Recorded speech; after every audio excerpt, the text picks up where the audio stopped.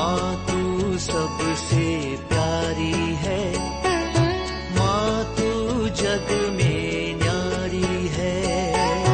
माँ तू सबसे प्यारी है, माँ तू जग में न्यारी है।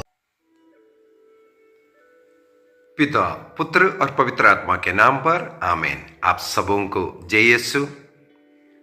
चालीसा काल मनन चिंतन में आज हम लोग प्रवक्ता ग्रंथ अध्याय 21 वाक्य 2 और 3 पर मनन चिंतन करेंगे। Sirach chapter 21 verse 2 and 3।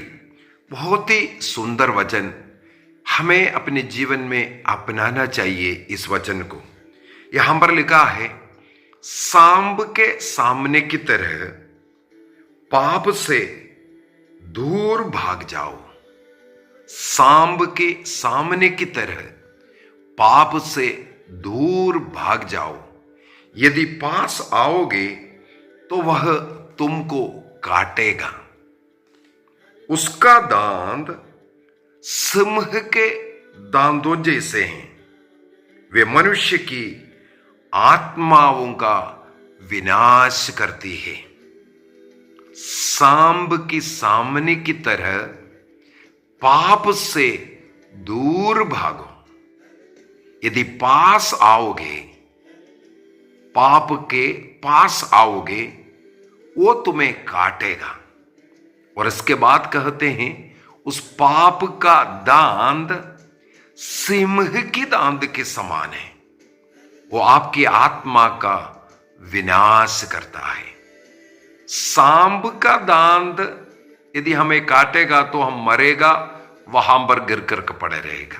शरीर तो दिखने के लिए मिलेगा, प्राण जाएगा तभी शरीर है।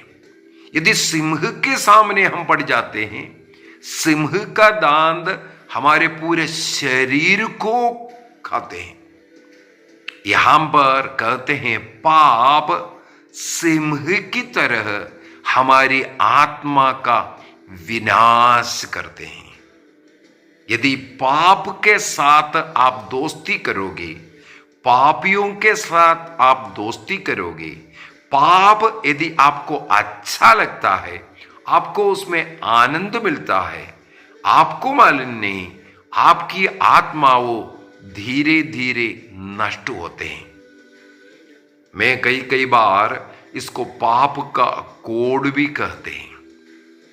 पाप का कोड़, हमें मालूम है कोड़ का जो बीमारी है हमारे शरीर के अंगों को धीरे धीरे नष्ट करवाता है, खराब होकर के वो खत्म होते जाता है। उसी प्रकार जिन लोगों को पाप का मिठास लगता है, वो पाप पर पाप करते जाता है, उसको पाप नहीं समझते हैं, उसमें आनंद का, खुशी का एक साधन मानते हैं और पाप को प्यार करते हैं। वो नहीं जानते हैं जिस प्रकार एक कोड़ी का शरीर का अंग धीरे धीरे नष्ट होता है, उसी प्रकार उसका सद्गुण, अच्छाइयां, ईश्वर के आशीषें और उसकी आत्मा उस कोड़ी के समान नष्ट हो रहा है। इसलिए प्रवक्ता ग्रंथ में लिखा है, आप पाप से, पाप के अवसरों से दूर भागो।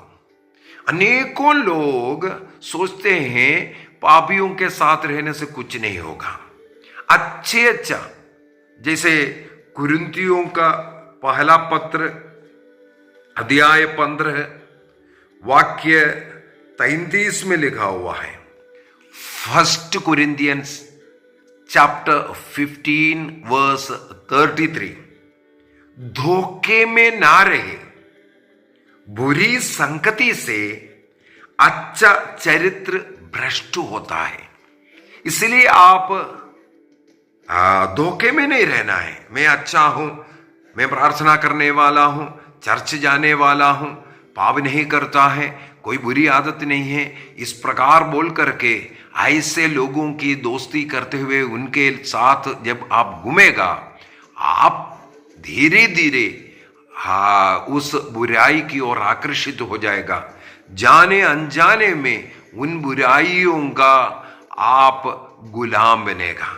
इसलिए संत पौलुस कुरिन्थियों के कहते हैं धोखे में नहीं रहना है, बुरी संगति से आपका अच्छा चरित्र भी भ्रष्ट हो जाता है। बाइबल के अंदर ऐसे अनेकों वचन आपको मिलता है जो आपको सावधान करता है, आपको वार्निंग देता है, ऐसे ऐसे लोगों से आपको दूर रहना है। उसी प्रकार कुरिन्थियों का पहला पत्र अध्याय 5 के अंदर, 1 Corinthians chapter 5 वर्स 9 से आगे अगर पढ़ेंगे, वहां पर लिखा है, संत पौलुस लिखते हैं, मैंने आप लोगों को अपने पत्र में लिखा कि व्यभिचारियों से मेलजोल ना रखे। व्यभिचारियों से मेलजोल रखेगा, धीरे धीरे आप उनकी उस पाप के भागीदारी बनकर के आप पाप का गुलाम बन सकता है। और आगे ये लिखा है, मैं इस संसार के ऐसे व्यभिचारी पापियों के लिए विशेष रूप से नहीं बोला है, बल्कि जो ईसा मसीह, जो मसीह है, क्रिश्चियन है। ऐसे कई लोग हैं, नाम का क्रिश्चियन है लेकिन सारे पाप में पड़ा हुआ है। नाम क्रिश्चियन है, चर्च नहीं जाते हैं। क्रिश्चियन नाम है, बपतिस्मा लिया है लेकिन संस्कारों को नहीं ले रहा है। नाम क्रिस्तियों का है, सबों के सामने क्रिस्ती है करके बोल करके घूम रहा है, लेकिन अपने घर में प्रार्थना नहीं, चर्च का प्रार्थना में नहीं जाते हैं, लेकिन नशा करता है, व्यभिचार करता है, लड़ाई झगड़ा है, धोखा देता है, घूस देता है, घूस लेता है, सब प्रकार के पाप में तुम पड़ा है। नाम तो ईसाई, और ईसाई बनकर के तुम अंधविश्वास, अविश्वास, मूर्ति पूजा में लगे हुए, तंत्र मंत्र जादू टोने में लगे हुए हैं। इसलिए संत पौलुस बोलते हैं ऐसे लोगों से तुम दूर रहो। इसके बाद वाक्य 11 में क्या लिखा है, मैंने लिखा कि यदि भाई कहलाने वाला अर्थात ईसाई कहलाने वाले कोई व्यक्ति यदि व्यभिचारी बन जाता है, लोभी है या मूर्ति पूजक है या निंदक है या शराबी है या धोखेबाज है, ऐसे लोगों के साथ उठना बैठना नहीं, भोजन तक नहीं करना चाहिए। उनसे दूरी बनाए रखो। वो ईसाई कहलाने का, भाई कहलाने का योग्य व्यक्ति नहीं। ईसा मसीह ने, ईश्वर ने मूसा नबी के द्वारा 10 आज्ञा दिया। उस आज्ञा का दूसरा नियम में कहा है प्रभु का नाम व्यर्थ में नहीं लेना है। प्रभु का नाम व्यर्थ में कैसे लेते हैं?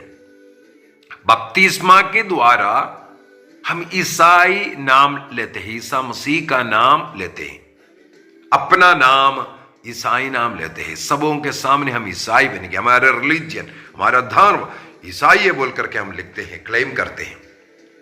लेकिन इसके बाद हम ईसा मसीह का स्वभाव को ही नहीं दिखाते।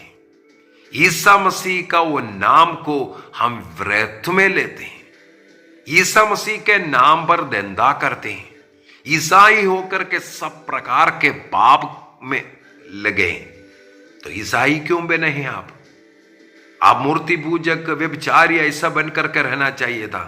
कोई भी ईसाई, क्रिश्चियन, ईसा मसीह में जो विश्वास करता है, कोई भी क्रिस्तीय व्यक्ति, जो ईश्वर की आत्मा से भरा हुआ व्यक्ति, ईसा मसीह की आत्मा जिसमें है वही ईसाई कहलाता है।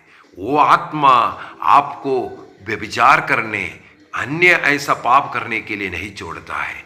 इसलिए कहते हैं ऐसे लोगों से आपको दूर रहना चाहिए।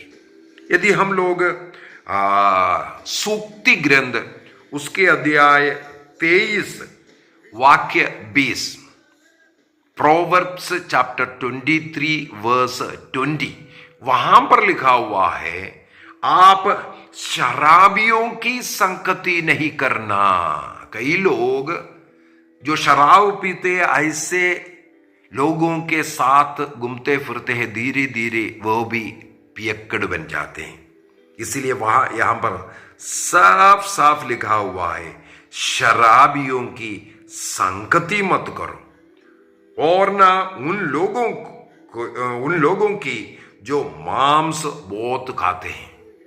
और वाक्य 21 में लिखा है, क्योंकि शराबी और पेटू दरिद्र हो जाते हैं, निंदापन उन्हें चित्तड़े पहनाते। आपका जिंदगी बर्बाद होगा, फटे पुराने कपड़े पहनना का लायक होगा। इस प्रकार जिंदगी बर्बाद करने से बाइबल हमें वचन दे करके बताते हैं, इस प्रकार के पापी लोगों से दूरी रखो। आप में इतना शक्ति सामर्थ्य होना चाहिए कि आपका उनके साथ मिलने से, उनके पास जाने से उनकी वो बुराई को आप खत्म कर सके। उनके साथ घूमने का उनको आप रुका नहीं रहा है, उन्हें उनकी बुराई से आप छुड़ा नहीं रहे हैं, तो उनकी संगति के द्वारा आपकी अच्छी संगति, आपकी अच्छे स्वभाव भ्रष्ट हो सकता है। ईसा मसीह ऐसे लोगों के साथ उठे बैठे, खाए पिए, सब कुछ किए, लेकिन मसीह का वो उपस्थिति उन लोगों में मन परिवर्तन की कृपा दिया। हमें मालूम है लूकस के सुसमाचार अध्याय 19 के अंदर ईसा मसीह सक्केउस के घर जाते, अनेकों फरीसी नाकेदार वहां इकट्ठे हो गए। ईसा मसीह का वो उपस्थिति सक्केउस के जीवन को बदला। सक्केउस वहां पर आदि संपत्ति गरीबों को देने के ऐलान किया। साथ ही साथ उन्होंने अपने जीवन में जितना भी गलतियां किया है उसका 4 गुना प्रायश्चित करने का निर्णय किया। इसी प्रकार हमारा जीवन, हमारी प्रार्थना, हमारी भक्ति, हमारे उपवास प्रार्थना हमारे परिवार के अन्य लोगों का मन परिवर्तन का कारण बनना है, हमारे पड़ोसी का मन परिवर्तन का कारण बनना है। पापी लोग पाप को छोड़कर मसीह में आने का कारण बनना चाहिए। हम इसलिए सतर्क रहना है। जहां जाने से हम पाप में गिर सकता है, जिसकी दोस्ती हमें पाप का कारण बना सकता है, जिसके फोन नंबर हमारे मोबाइल में रखा है, बार बार उनसे बात करना हमें अच्छा लगता है, पाप की ओर जा रहा है, ऐसे नंबर, ऐसे व्यक्तियों को हमें हमारे जीवन से डिलीट करने की जरूरत है। यदि हमारा झुकाव पाप की ओर होता है, हमारे मन में ऐसा पाप विचार उत्पन्न होने लगता है, हमें वहां से दूर भागना है। जैसे सांप की सामने की तरह वो व्यक्ति, वो जगह सांप की जगह है, हमारा मृत्यु हो सकता है, हमें दूर भागना है। आइए हम निर्णय करें।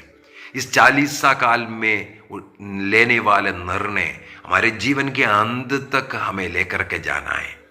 कई लोग 40 में नशा छोड़ता है, ईस्टर में पी लेता है, फिर क्या फायदा है? 40 में आपने नहीं पिया, इससे कोई फल मिल रहा है नहीं, और शाब आप इकट्ठा कर रहा है।